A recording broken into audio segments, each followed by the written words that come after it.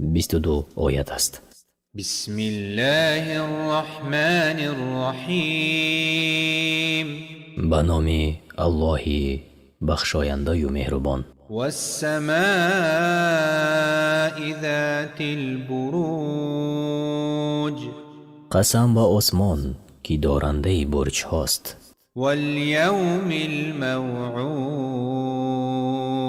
و قسم به روزی که وعده کرده شده است. و شاهد و مشهود.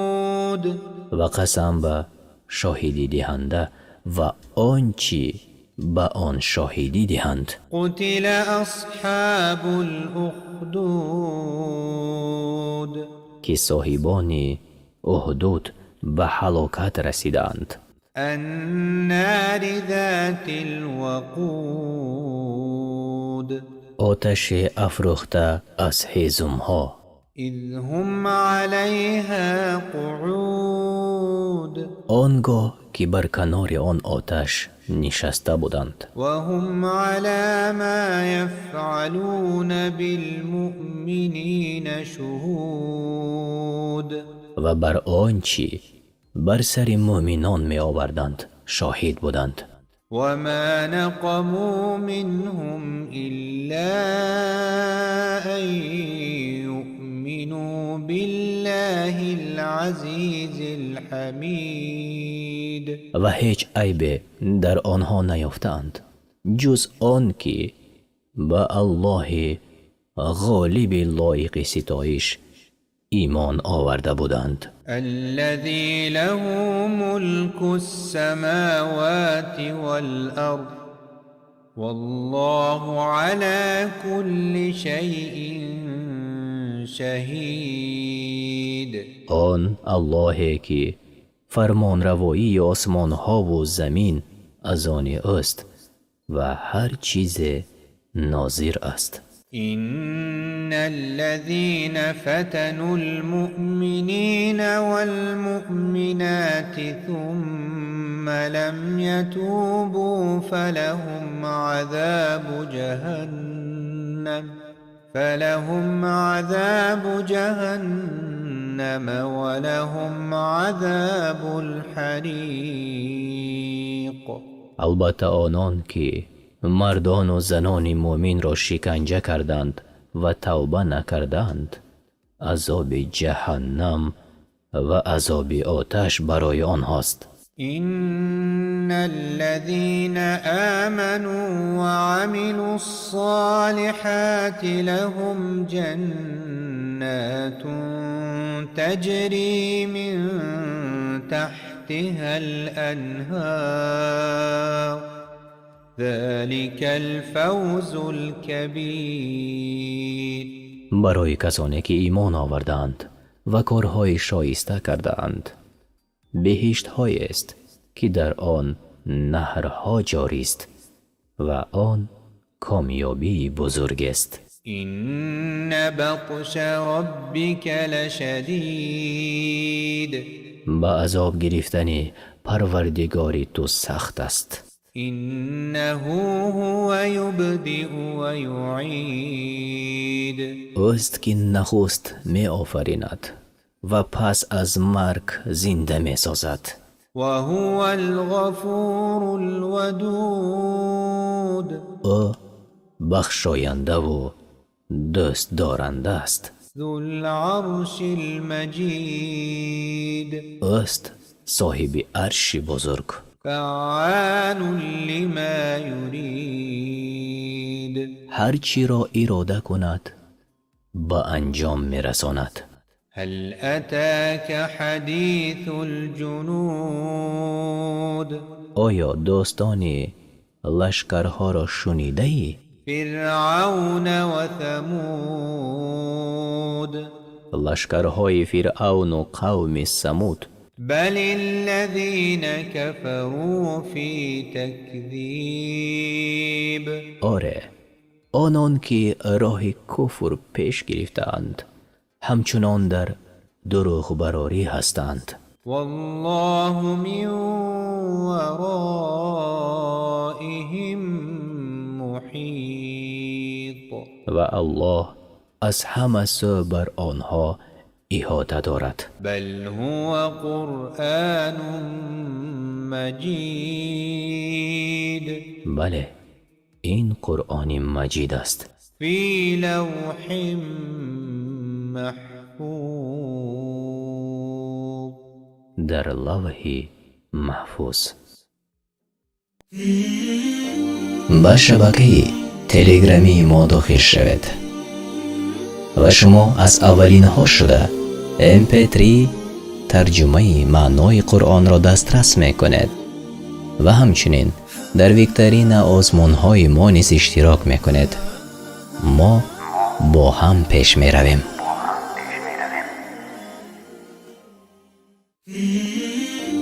به شبکه تلگرامی ما داخل شوید و شما از اولین ها شده MP3 ترجمه معنای قرآن را دسترس می کند و همچنین در ویکتورین آزمون های ما نیز اشتراک می کند.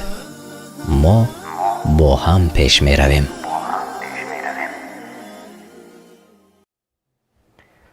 السلام علیکم و رحمت الله و برکاته. تماشابینان عزیز، مخلصان شبکه قرآن دستور عمل انسان، خوش آمدید. هر یک شما را خوش آمدید میگویم به شبکه ما و این لحظه ما موافق وعده برنامه خود را، برنامه فایده‌ناک را آغاز میکنیم برای امروز و کوشش میکنیم که امروز نیز برنامه ما خوب و موافق طبع شما گذرد انشاءالله. از این را خواهش میکردم سر اول همه شما را لایک مانید و هم نوا را به دیگران روان کنید تا که دیگران نیز باخبر شوند و به شبکه ما پیوست شوند، یک جای با ما و شما قوا آزمایی کنند. همه شما را خوش آمدید میگویم و علی کمالوف را نیز خوش آمدید میگویم و امروز به قسمت سرپرستی برنامه ما داخل شدید. صمیمانه شما را تبریک میکنم و همچنین تشکر میگویم به آنهایی که سرپرستی برنامه ما را به عهده میگیرند. و در واقع این لحظه ها در جای ما یک شمالی هست که حتی صدایش را گاه ما و شما میشنویم. بیرون به نهایت یک شمال غیر مقرری است و نوبسته به باد و هوا انشاءالله ما و شما این لحظه آماده هستیم که برنامه را آغاز کنیم و چت شما را نیز من میخوانم. تشکر زیاد. بسیاری ها از ما خواهش کردند که ما برنامه کهوت را چند مراتبه زیادتر کنیم. انشاءالله این را حتما که دیده میبرایم، شاید اگر امکان باشد و اگر امکان دست دهد انشاءالله که چنین هم میکنیم انشاءالله.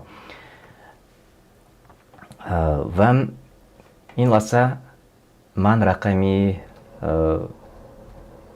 کهوت را به شما میگویم تا که شما وارد برنامه شوید. 217 799 ما آماده کردیم. شما میتوانید به واسطه همین رقم داخل به کهوت شوید. این لحظه من رقم را در چت نیست نوشته میکنم. مرحمت. 217 799.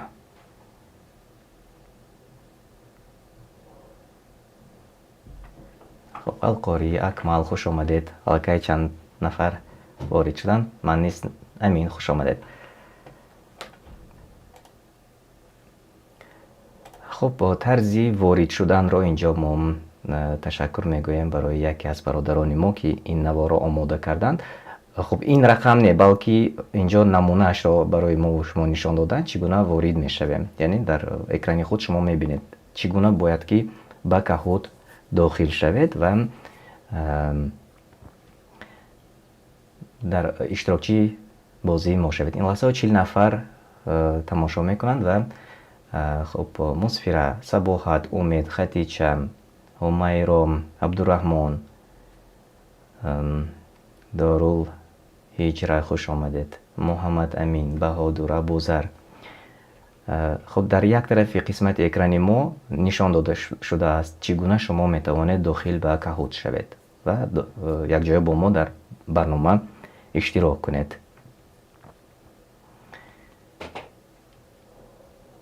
خب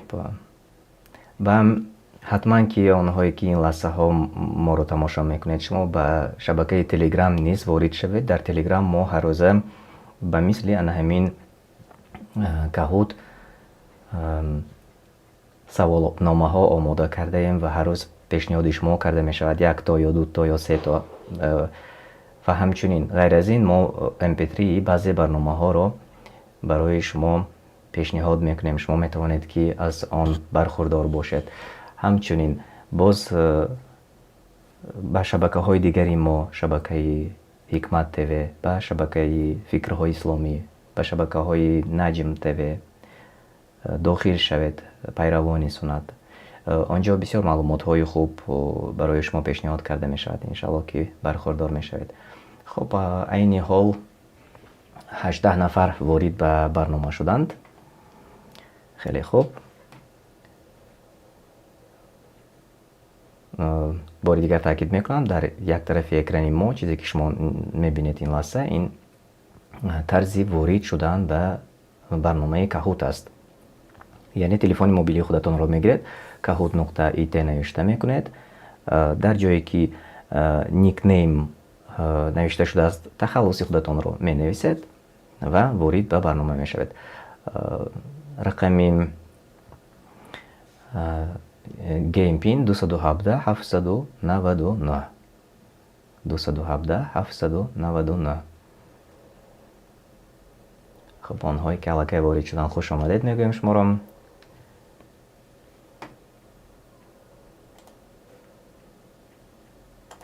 یک لحظه نشان میدیم چگونه داخل برنامه میشوند.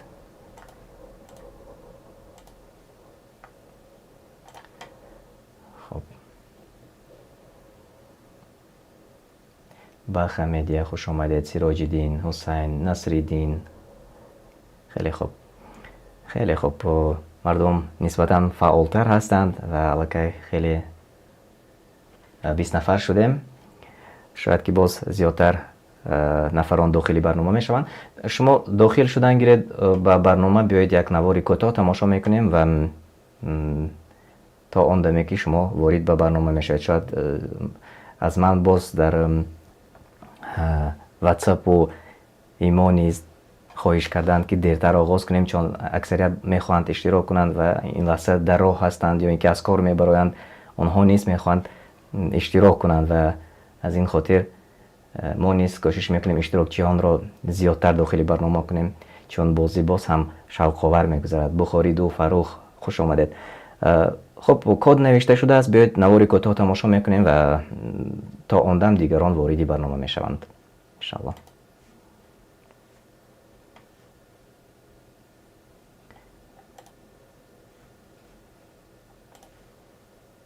خب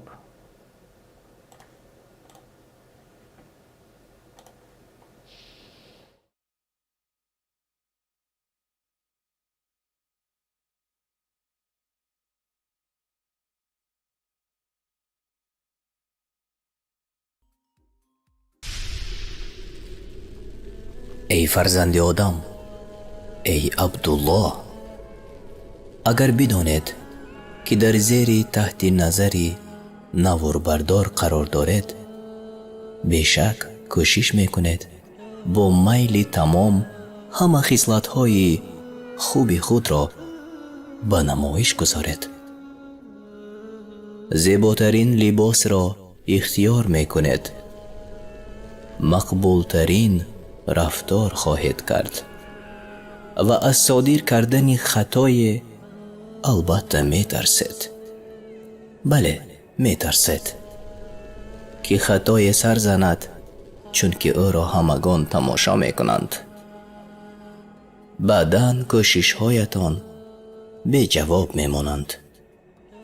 اما از الله خود که نوار برداری بالاترین و اعلا است که نوارش یک لحظه هم خاموش نمی گردد، ثبتهایش تا روز قیامت نگاه داشته شده، کاهش نمی یابد و از روز به دنیا آمدن تا روز مرگ ягон лаҳза аз мадди назари наворбардори Аллоҳ дур намегардед, наметарсед.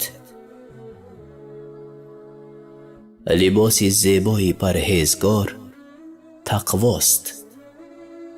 онро ихтиёр намекунем ва аз таҳти назари тамошобини болотарин ва аъло қарор доштан андеша намекунем. ҳол он ки ба ҳар як амали хайр бо дараҷаҳо ҷавоб хоҳем гирифт ва баръакси амал ҷазо хоҳем гирифт. ای فرزند آدم، ای عبدالله، باقی قضاوت برای هر یک ما.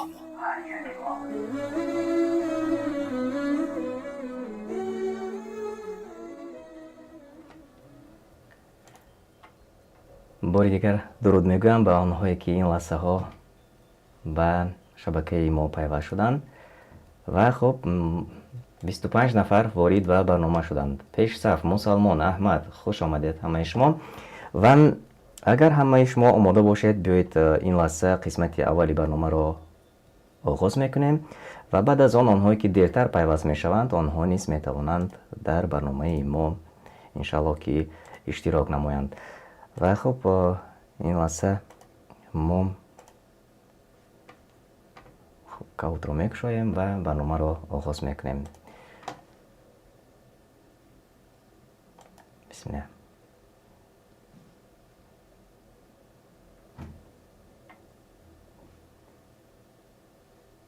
боварӣ ба Аллоҳ, фариштаҳо, китобҳои муқаддас, паёмбарон, рӯзи қиёмат, тақдир ин чист?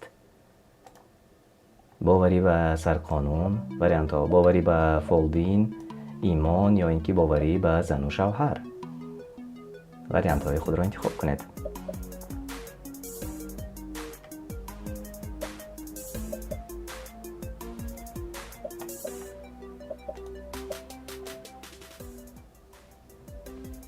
инак 21 нафар ҷавоб гуфтанд. хеле хуб. боварӣ ба Аллоҳ, фариштаҳо, китобҳои муқаддас, паёмбарон, рӯзи қиёмат, тақдир ин чист? бале, ин имон аст ва 15 нафар тамошобини мо ҷавоби дуруст гуфтанд. шуморо самимона табрик мекунам. 1 нафар гуфтанд боварӣ ба сарқонун аст, 2 нафар боварӣ ба фолбин ҳам гуфтанд ва 3 нафар боварӣ ба зану шавҳар. 15 нафар ҷавоби дуруст гуфтанд. чатро нигоҳ мекунам, чат низ хеле фаъол аст. бениҳоят хуб. қодиров ҷавоби дуруст гуфтед. субҳон тошев ҷавоби дуруст гуфтед. бале, ба саволи дигар мегузарем. мебинем ки ба пеш баромад. муҳаббатшо, муҳаммад амин, ҳумайро, сабоҳат, абдураҳмон, онҳое ки дар ҷойҳои боло, ҷойҳои намоён қарор доранд. саволи дуюм. одам, нӯҳ, ҳуд, солеҳ, лут, шуайб ва мусо алайҳиссалом дар кадом сура ёд шуданд? инак вариантҳои шумо: аъроф, зилзол, фатиҳа ё қиёмат. ин ҳама паёмбарон дар кадом як сура ёд шуданд? 17 нафар ҷавоб гуфтанд. ва зудтар ҳама онҳое ки тезтар пахш мекунанд ҷавоби дурустро ба зинаҳои боло мебароянд.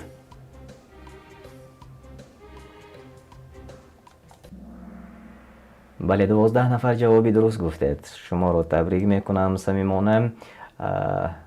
дар сураи аъроф одам, нӯҳ, ҳуд, солеҳ, лут, шуайб ва мусо алайҳиссалом ёдовар шуданд. яъне шумо ҷавоби дуруст гуфтед 12 нафар. мебинем ки ба пеш баромад. муҳаббатшо, абдураҳмон алқорӣ низ ба пеш баромаданд, бухорӣ ва сабоҳат. ба саволи дигар мегузарем. саволи сеюм.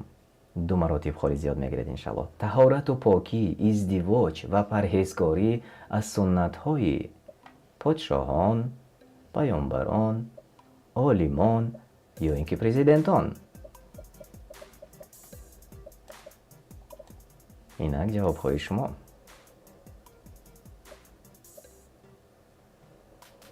21 нафар ҷавоб гуфтанд ин лаҳза. хуб ба фикрам ҳама ҷавоби худро пахш кард. дар чати мо низ ҳама мегӯянд паёмбарон.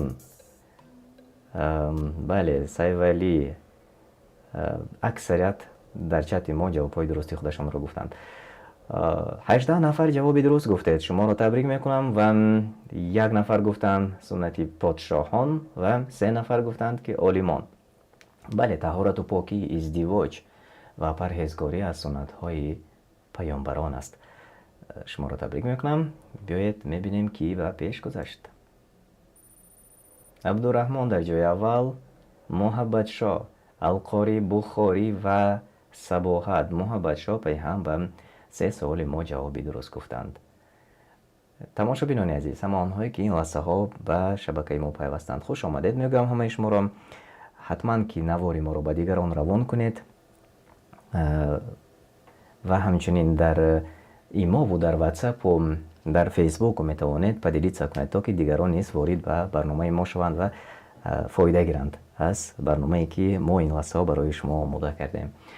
воқеан имрӯз худ рӯзи хуб аст, ҳамагон дар хона ҳастанд, истироҳат аст, якҷоя бо фарзандон шумо нишастаед ва метавонед ки вақти худатонро хуб ва дуруст гузаронед. якҷоя бо мо як маълумот мегирем бо шумо ва ҳамчунин фоида ҳам иншааллоҳ ки ба даст меоварем. мегузарем ба саволи дигар. зодгоҳи паёмбар саллаллоҳу алайҳи васаллам кадом шаҳр аст? димишқ, сурия, макка ё ин ки мадина? ҷавобҳои худро зер кунед ва касе ҷавоби дурустро аз ҳама пеш пахш кард, холҳояш зиёд мешавад. 20 нафар ҷавоб гуфтанд. 6 сония вақт дорем. 21 нафар ҷавоб гуфтанд.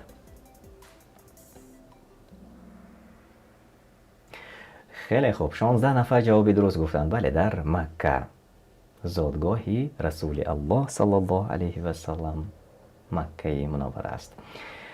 ва хуб, 2 нафар димишқ гуфтанд, 3 нафар мадина гуфтанд. чати мо низ хеле фаъол аст. онҳое ки дар чат менависанд, хуш омадед, ташаккур барои шумо низ. биёед мебинем ки ба пеш баромад. абдураҳмон, муҳаббатшо, бухорӣ, сабоҳат ва пешсаф дар ҷойҳои аввал, дар ҷойҳои намоён қарор доред. саволи панҷум. паёмбар саллаллоҳу алайҳи васаллам мефармоянд, дуое ки байни аст рад намегардад. яъне дуои байни чӣ рад намегардад? баъди намоз, дар вақти хоб, азону қомат ё дар байни ду сутун? кадом дуо рад намешавад? инак ҷавобҳои шумо.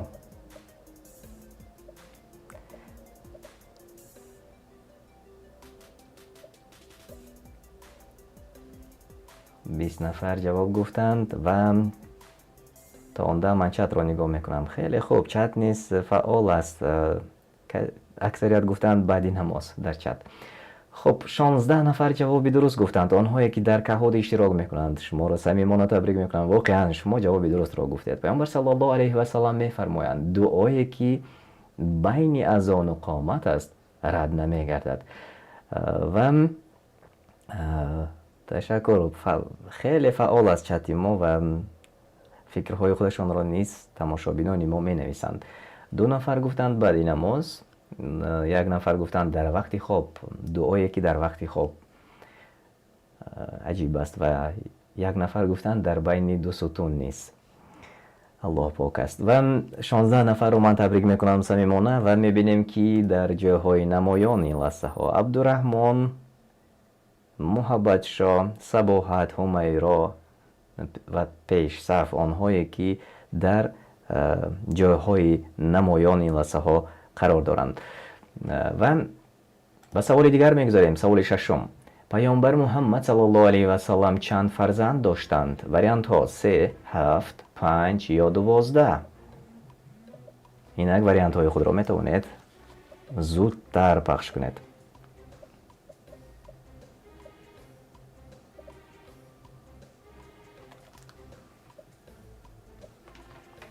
خیلی خوب، چت ما رو ببینید، چت چگونه زود می رود و همگان در چت هم 7 نوشتند، هم 5 نوشتند، هم 2. خیلی خوب، ماشاءالله. و 20 نفر جواب درست گفتند.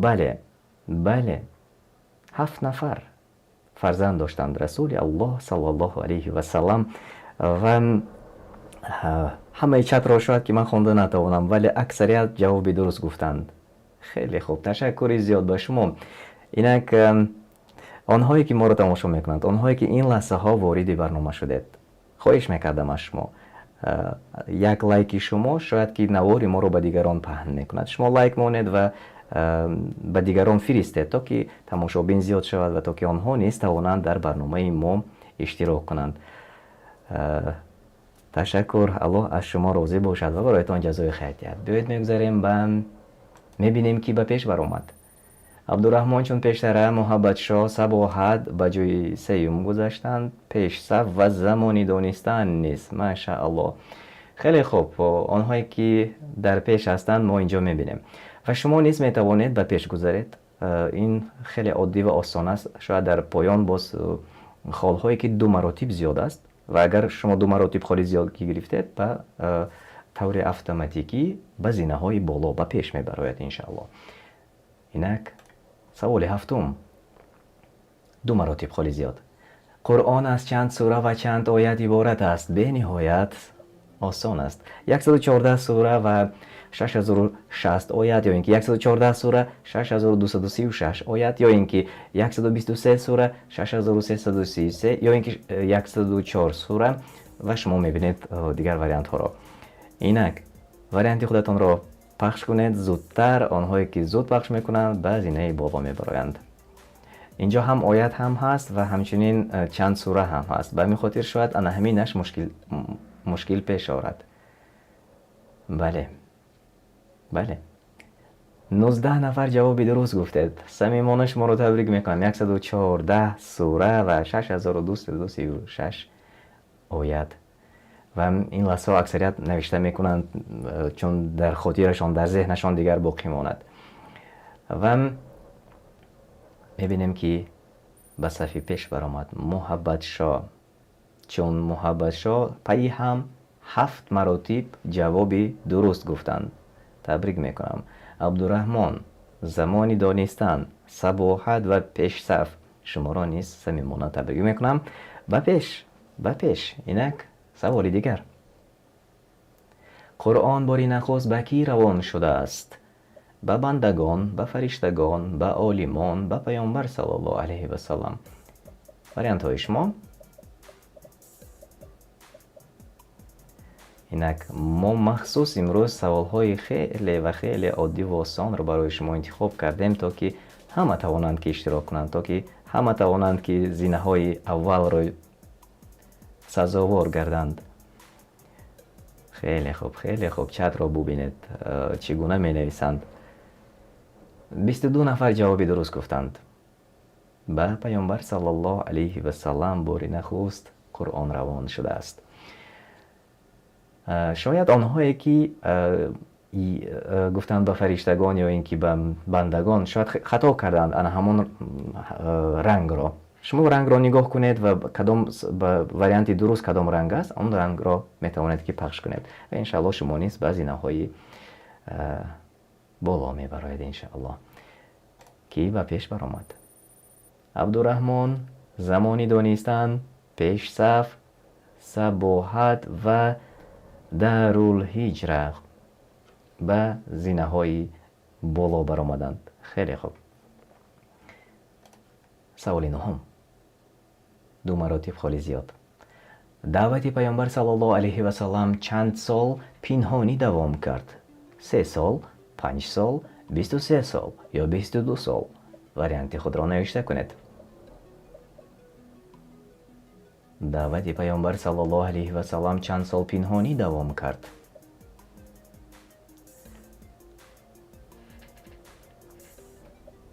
ماشاءالله. خب اکثریت نوشته شدن، چت را میخونم. آرزو جان میرزایف 23 سال نوشتند. سعید ولی وهابوف 3 سال نوشتند.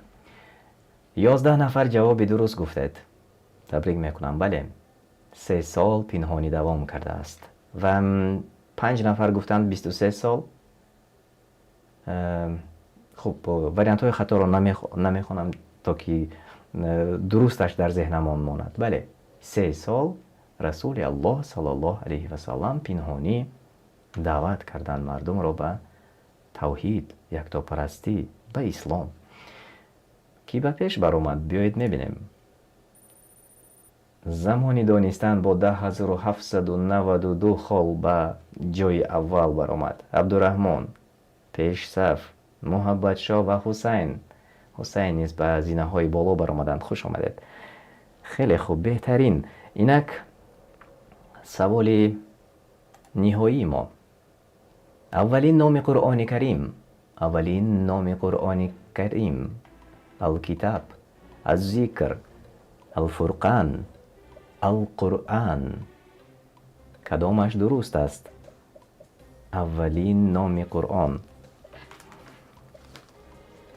خب این در یک سوره آمده است، اولین نام قرآن.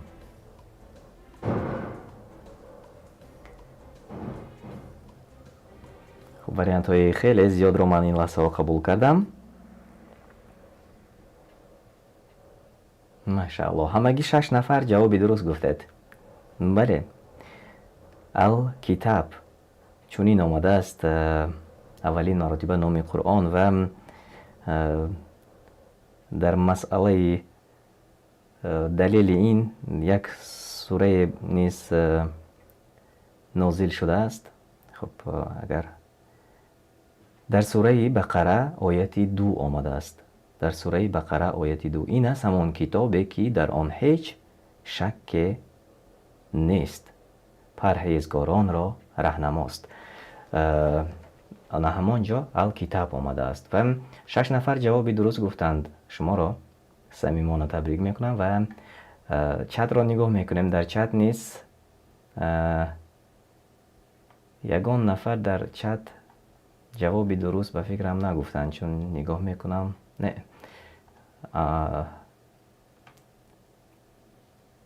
یک نفر ادریس جوابی درست گفتند. میبینیم که به پیش برآمد. جای سیوم پیش صف، شما رو تبریک میکنم. جای دوم عبدالرحمن و جای یکم، جای بالاترین زمانی دانستن.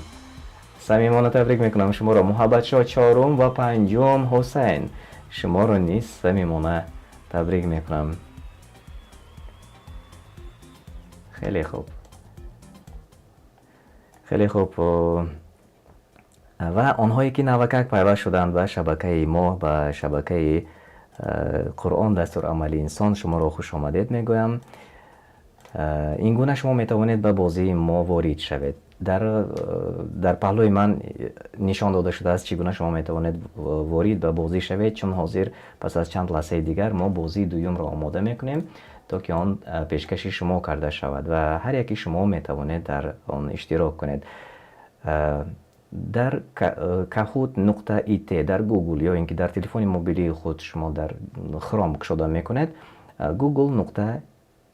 kahoot.it نوشته میکنید، ببخشید، در جایی که گیم پین نوشته شده است رقم گیم پینی که ما این لحظه برای شما آماده میکنیم آن را نوشته میکنید و داخل به برنامه میشوید. خب برنامه دوم رو من این لحظه ها آماده میکنم تا که ما و شما توانیم در آن اشتراک کنیم.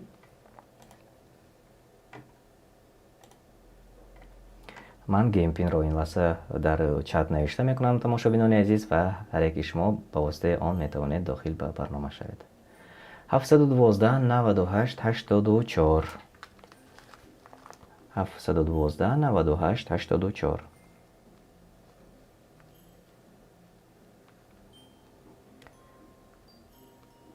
712 98 84. الکه چند نفر وارد شدند. امین پیش صف، بخاری، فروخ، ابوذر، خوش آمدید.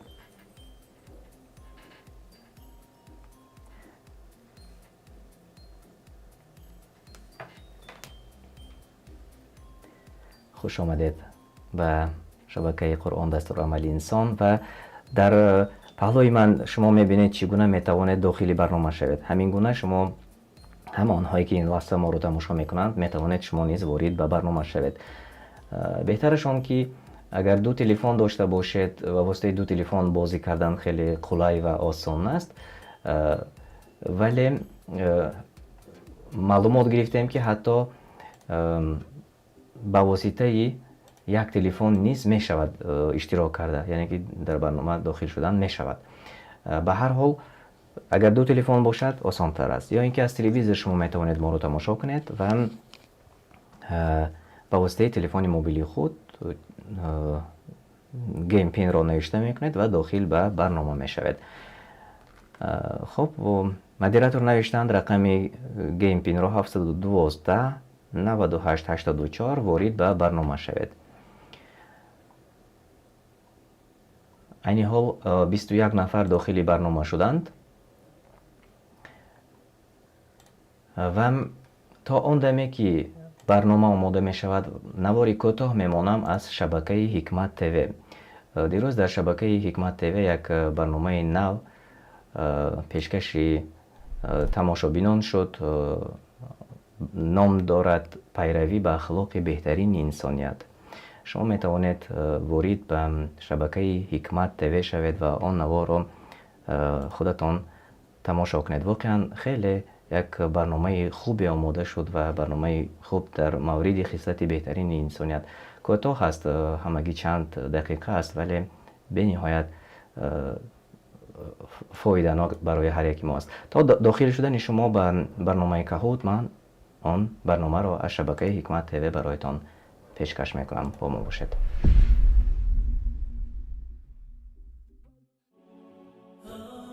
пайравӣ ба ахлоқи расули аллоҳ саллаллоҳу алайҳи васаллам. ҳазрати муҳаммад саллаллоҳу алайҳи васаллам дорои хулқу хӯи зебо ва муомилаву муоширати некӯ буданд. бо ҳар касе ки рӯбарӯ мешуданд, хоҳ тавонгар бошаду хоҳ дарвеш, хоҳ хурду хоҳ калон, салом мекарданд. хушсухану хушчеҳра буданд ва бидуни ин ки биханданд, ҳамеша табассуме бар лаб доштанд ва бидуни ин ки чеҳраашонро қаҳролуд хашмгин кунанд, андӯҳгин ба назар мерасиданд. бе ин ки аз худ зиллату хорӣ нишон диҳанд, ҳамвора мутавозеъу хоксор буданд. дилнозук буда ва ба ҳамаи мусалмонон меҳрубонӣ мекарданд. ҳаргиз ҳоҷати дигаронро рад накарданд. агар барояшон имкон мебуд, ҳоҷати ҳоҷатталабро мебароварданд, вагарна бо забони нарму ширин ӯро розӣ менамуданд.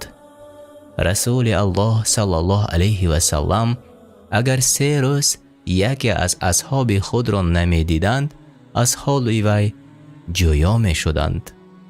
агар дар сафар мебуд, дар ҳаққаш дуо мекарданд ва агар дар хона мебуд, ба дидораш мерафтанд ва чун бемор бошад, ба аёдаташ мешитофтанд.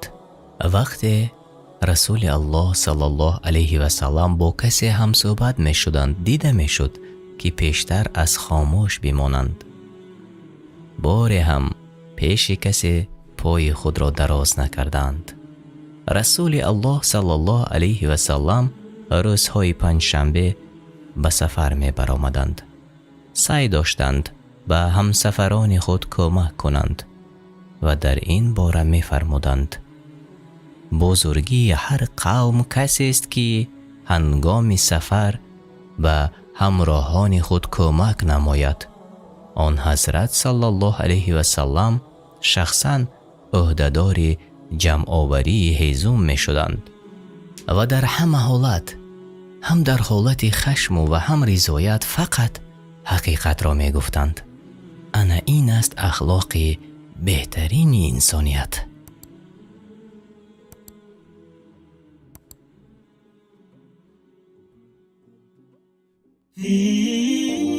ба шабакаи телеграмии мо дохил шавед. و شما از اولین ها شده MP3 ترجمه معنای قرآن را دسترس می کند و همچنین در ویکتورین آزمون های ما نیز اشتراک می کند. ما با هم پیش می رویم.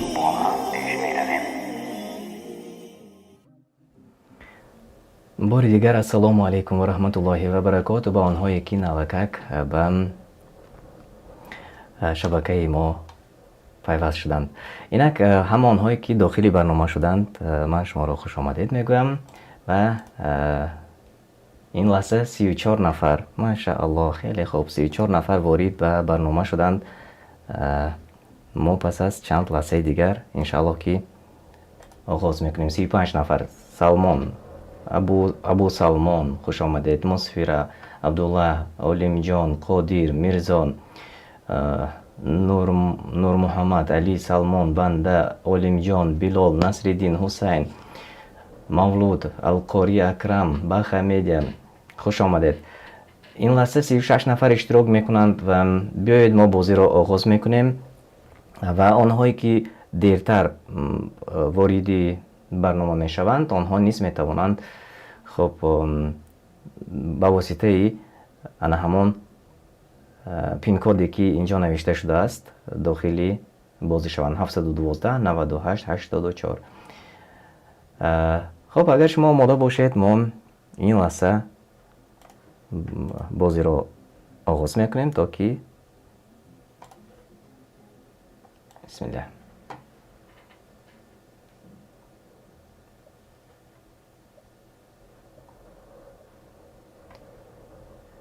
کدام سوره با کلمه های الحمدلله آغاز می شود؟ از آن سوره از این وریانت ها: قریش، کف، التین یا اینکه کفسر. کدام سوره با کلمه های الحمدلله آغاز می شود؟ وریانت های شما را قبول میکنیم.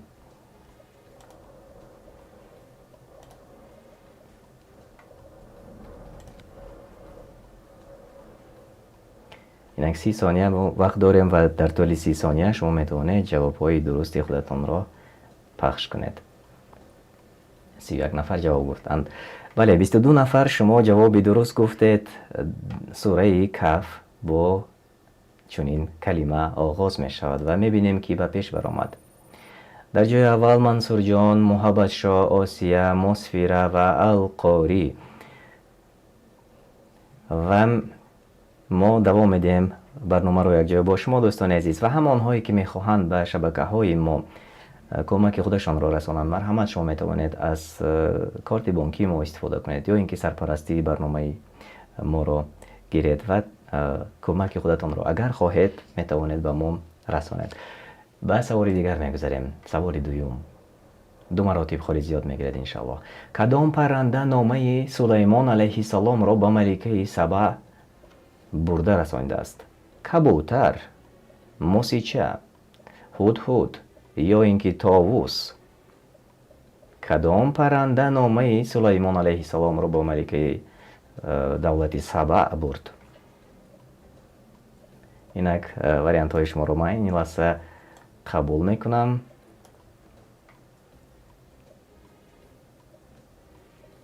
اه 35 نفر جواب گفتند. بله هدهد و 20 نفر جواب درست گفتند. 20 نفر جواب درست گفتند. هدهد. خب من بعد از آن که همین سوال رو پیدا کردم خودم نیز به همان سوره که در آن نازل شده است وارد شدم، داخل شدم و باور کنید یک خیلی خوب آمده است. در سوره نمل، سوره 27 در سوره نمل درباره همین قصه آمده است در آیت های 21 22 23 یعنی که دوام می‌یابد. در آیت 20 چنین آمده است. بیاید من عیناً میخوانم تا که به خاطرمون به ذهنمون خوبتر ماند. و سلیمان میان پرندگان جستجو کرد و گفت چرا هدهد را نمی بینم؟ یا او از غایبان است؟ پس یقین دانست که او غایب است. گفت حتما هدهد را ба сахттарин тарзе азобаш мекунам ё сарашро мебурам, магар он ки барои ман далели равшане биёварад. ояти 22. дере нагузашта буд ки ҳудҳуд биомаду гуфт: ба чизе даст ёфтаам ки ту даст наёфта будӣ, ва аз сарзамини Саба бароят хабари дуруст овардам. ин як сарзамине буд дар музофоти дерини Яман. дар ояти 23 чунин омадааст: занеро ёфтам ки бар онҳо подшоҳӣ мекунад ва аз ҳар неъмате бархурдор аст ва тахти бузурге дорад. ин ояти 23 буд. яъне дар сураи Намл аз сураи 20 то 23 ин гуна суханҳоро ман маънии онро барои шумо хондам. ва биёед мебинем ки ба пеш гузашт. дар ҷои аввал Мансурҷон, Осия, Мусфира, Ҳадис Саҳеҳ ва Алқорӣ. хуб, табрик мекунам ҳамаи шуморо. мегузарем ба саволи сеюм.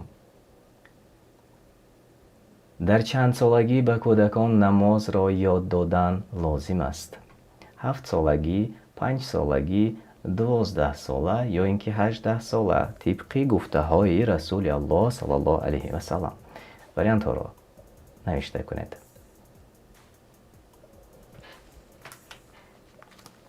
инак ҳама зуд менависанд ҷавобҳои худро. хеле фаъол аст ва чати мо низ фаъол аст. ташаккури зиёд ба онҳое ки ин лаҳза пайваст шуданд. марҳамат, метавонед лайк монед ва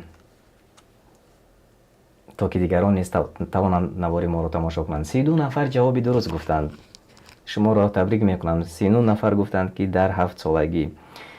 дар ҳадиси паёмбар саллаллоҳу алайҳи васалам омадааст: ба фарзанд аз 7 солагӣ намозхониро омӯзонеду амр ба намоз кунед. агар нахонанд, дар 10 солагӣ танбеҳ кунед. яъне ки аз 7 солагӣ. ин дар ҳадис омадааст.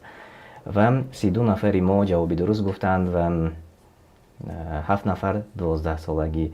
алҳамдулиллаҳ, касе 18 соларо интихоб накард. хеле хуб аст. хеле хуб аст. аз он ки ҷавобҳои шумо низ дар чат навишта шудааст, ҷавобҳои дуруст аст, ман ҳамаро шояд ки фурсат накунам хонам, чун дар боло навишта мешавад. худи шумо метавонед ҷавоби худатонро бинед. аллоҳ ҷазои хайратон диҳад.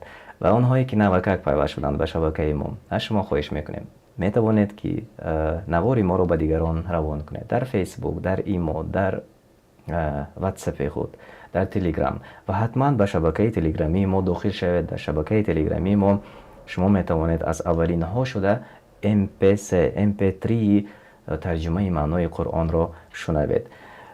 ва ҳамчунин мо наворҳоро вақте ки пахш мешавад дар ютуб ба телеграм мепартоем. ҳамчунин сарпарастии барномаи қуръон дастурамали инсонро метавонед шумо ба зиммаи худ гиред, то ки барои мо кӯмак кунед.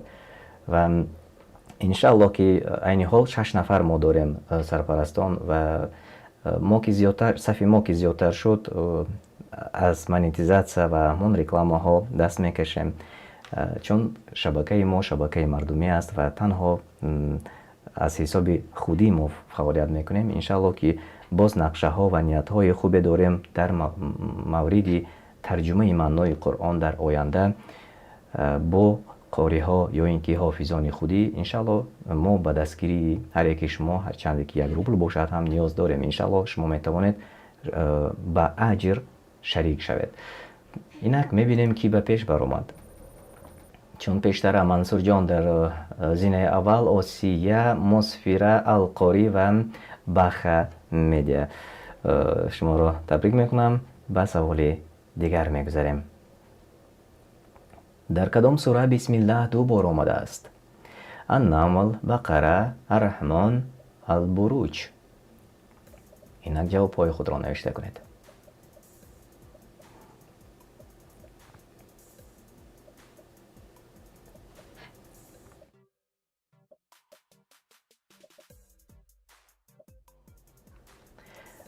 ман дар хотир дорам, ана ҳамин савол дар яке аз барномаҳои гузаштаи мо буд. 37 нафар ҷавоб гуфтанд ва мебинем бале, 21 нафар ҷавоби дуруст гуфтанд. در سوره انعام 2 مراتب بسم الله آمده است و بیاید بینیم که به پیش گذشت. چون پیشتر منصور جان با 5855 خال آسیا القاری کوشش دارند به پیش بروند، چون در برنامه های گذشته ما الکی اکثریت تماشابینان ما نیز میشناسند القاری را، همیشگی به زینه های اول به بالا میبرند. مصفیره و فروخ نیز به ما پیوست شدند. شما رو من تبریک میکنم صمیمانه. اینک بیایید میگذاریم به سوال پنجم. قرآن کریم چند جز یعنی پاره است؟ 27، 25، 35 یا 30؟ وریانت های خودتون رو نوشته کنید. من فکر میکنم که این سوال خیلی عادی و آسان است، همه میدانند.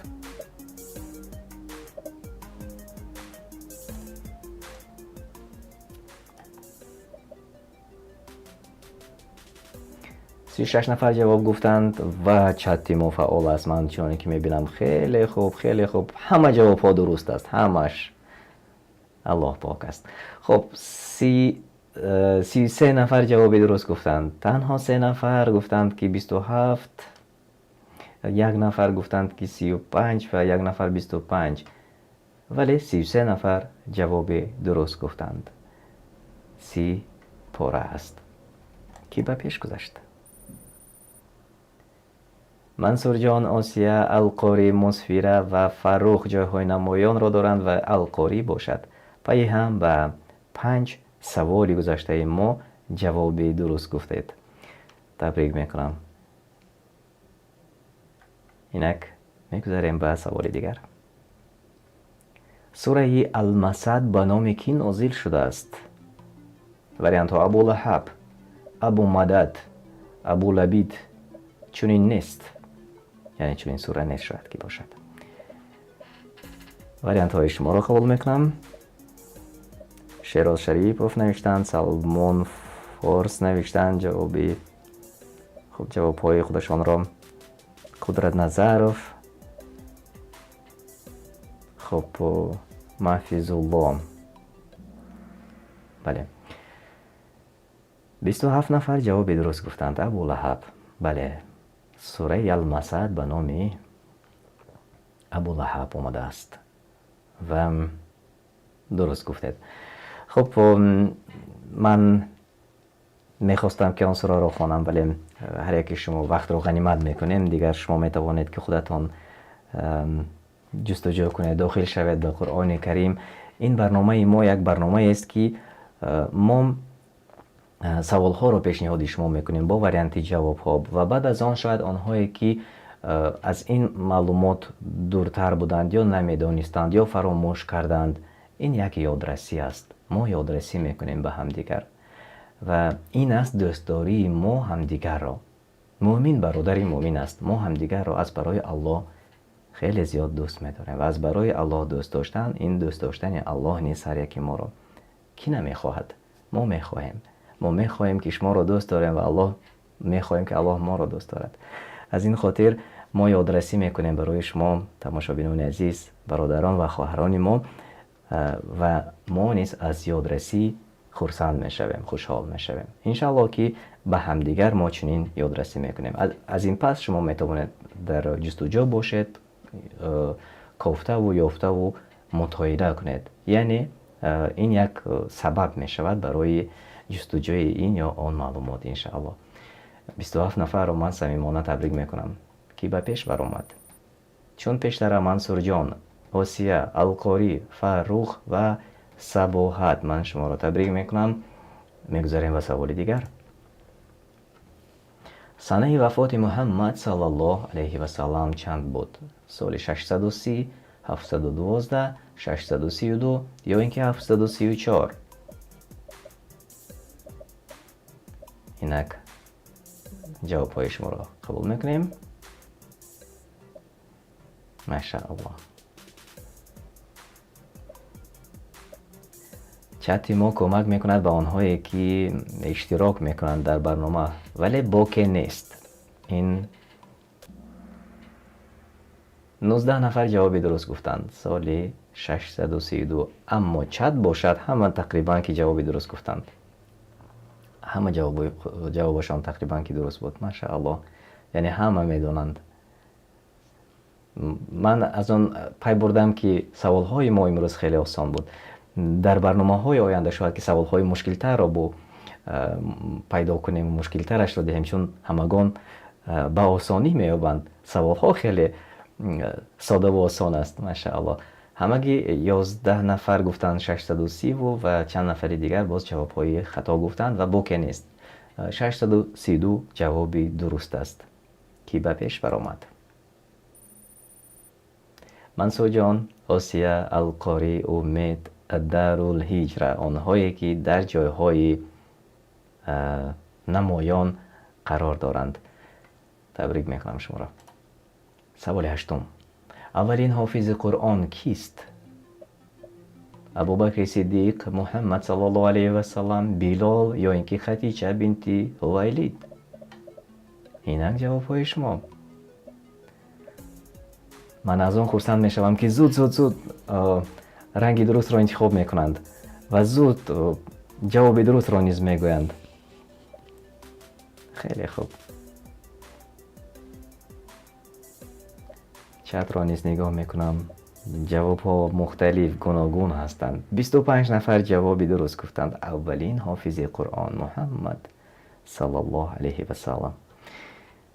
بله، برابر نازل شدن این یا آن سوره در حال رسول الله صلی الله علیه و سلم در خاطرشان ثبت میکردند، نگه میداشتند، حفظ میکردند. از این خاطر اولین حافظ قرآن محمد صلی الله علیه و سلم. بیایید میبینیم کی به پیش گذشت. در جای اول منصور جان، آسیا، القاری، امید و دارالهجره. آن 3 نفری که در بالا هستند، آنها پی هم به چند سوالهای ما جوابی درست گفتند. صمیمانه ما شما را تبریک میکنیم. و بیایید به سوال دیگر میگذاریم. نشانی پیغمبری محمد صلی الله علیه و سلم در کجای بدنشان بود؟ در سر سینه، در پایشان، در پشتشان، در دستشان.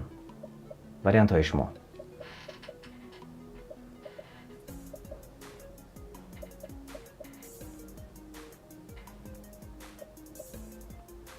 ماشاءالله. خیلی خوب. من نگاه میکنم، چت را نیست نگاه میکنم، جواب های گوناگون که می آید. بله،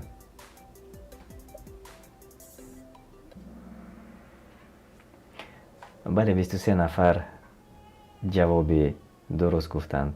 نشانی پیغمبری محمد صلی الله علیه و سلم در پشتشان بود، یعنی که در پشتشان بود. و جواب ها رو میبینم که گوناگون است. 1 نفر در دستشان حتی نوشتند و 9 نفر در سینهشان. خیلی خوب، خیلی خوب. آنهایی که این لحظه به شبکه ما قرآن دستورالعمل انسان پیوست شده، شما برنامه کهوت، برنامه فایده‌ناک رو تماشا میکنید. نامش اینقدر شاید که پسند نباشد. بهترش برنامه فایده‌ناک، برنامه‌ای که از آن ما فایده به دست میاریم. فایده‌ای که شاید امروز نباشد، برای آینده خودمان انشالله. به همین خاطر شما میتوانید که این لحظه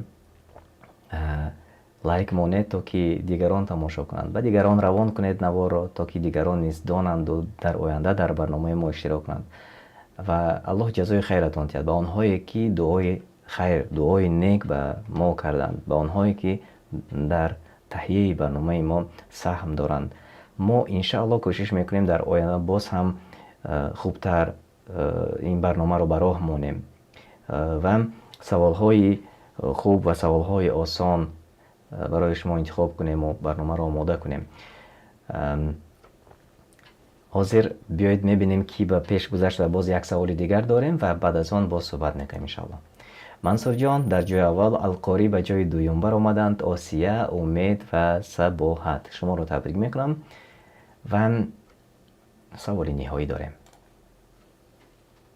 مسجد الحرام در کجاست؟ در مکه، کایره، دمشق، مدینه؟ اینک جوابهای شما.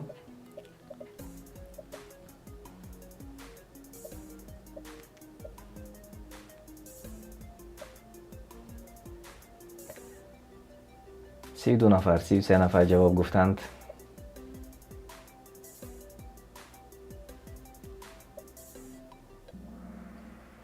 بیست و شش نفر جوابی درست گفتند. بله، مسجد الحرام در کجاست؟ در مکه است. 3 نفر دمشق را انتخاب کردند و 6 نفر مدینه گفتند. بله، در مکه است مسجد الحرام. و معلومات های زیاد در این مسئله ما تقریبا سالهای 2015 باشه شاید در همین شبکه ما هست. ما برنامه های کوتاه کرده بودیم اون وقت ها و شما حتما که میتوانید به یوتیوب داخل شوید، تماشا کنید، ببینید. چندین برنامه های ما بود، یعنی که این در این مسئله ها ما چند برنامه ها داشتیم و انشالله که باز در آینده میکنیم و سوال ها را نیست، سوال های خوب و سوال های عادی، سوال های آسان انشالله برای شما انتخاب میکنیم تا که اشتراک کردن شما آسان گردد و شما این لحظه ما را مستقیما تماشا میکنید، آنهایی که تماشا میکنند. و بیایید ببینیم که به جای اول، به زینه اول برآمدند. خب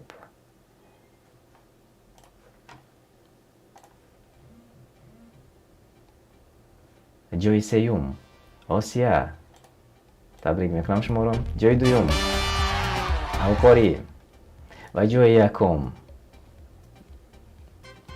منصور جان، شما را صمیمانه تبریک میکنم، اونهایی که در جای اول هستند. امید جای 4 و صباحت جای 5، جاهای بهترین و دیگران نیست صمیمانه شما رو نیست تبریک میکنم، چون مهم آن اشتراک کردن در بازی بود، مهم غالبیت و دست آوردن.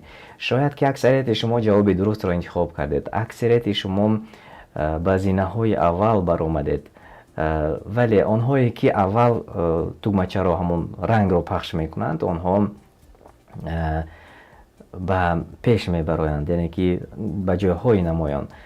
و از این خاطر میباید که هم جوابی درست گفت و هم زودتر همون رنگ درست را پخش کرد.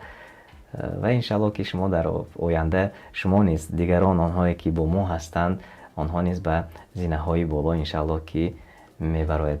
و باری دیگر یادرس میشم تماشابینان عزیز، مخلصان شبکه های ما این برنامه را به خاطر آن آماده کردیم که ما و شما یک کمی معلومات پیدا کنیم. عیناً خودی من نیست، چون وقتی جستجوی سوال میشوم ما نیز کوشش میکنیم که یک معلومات خوبی، دیگر معلومات نو، چون همه انسان از خطا امین نیست، یعنی که خطاکار است، آدمی چنین است.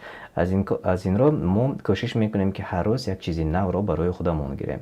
هم آن چیزی که به خودمون گرفتیم میخوایم که با هم تقسیم کنیم، یعنی به شما نیست، الحمدلله امروز توانستیم یک کمی معلومات رو تقسیم کنیم. و اونهایی که اشتراک میکنند و اونهایی که جواب درست میگویند، این یک برای دیگران نیست نمونه میشود و دیگران نیست کوشش هاشان را زیاد میکنند.